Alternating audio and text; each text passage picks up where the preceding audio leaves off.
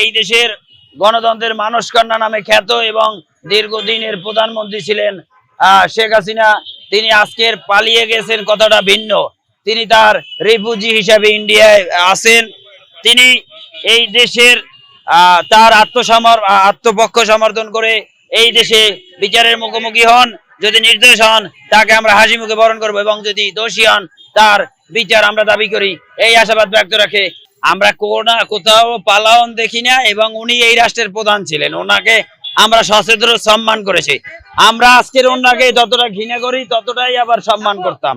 আবার উনি ওনার কাজের মাধ্যমে উনি যদি আবার এই বাংলাদেশের মাটিতে মহান আল্লাহ পাক রব্বুল আলামিন এবং হযরত সাল্লাল্লাহু আলাইহি ওয়াসাল্লামের আদর্শ নিয়ে জাতির পিতা, আমরা যদি ইসলামিক জাতির পিতা হই তাহলে ইব্রাহিম আলাইহিস সালাম এবং বাঙালি চেতনার, বাঙালি তৎকালীন মুক্তিযোদ্ধার সর্বাধুনিক পাকিস্তানেও আমাদের জাতির পিতা আছে, ইন্ডিয়া আছে, সারা পৃথিবীতেই আছে।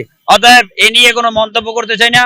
The nation of father every country. So আমাদের জাতির পিতা হযরত মুহাম্মদ সাল্লাল্লাহু আলাইহি ওয়াসাল্লাম। দেন আমরা যদি বাঙালি চেতনায় মানি, কিছুদিন আওয়ামী লীগ ক্ষমতায় থাকলে আমরা বঙ্গবন্ধুকে মানি, এটাই স্বাভাবিক, এর কোনো ব্যতিক্রম নাই। ও বঙ্গবন্ধুর ছবি আছে।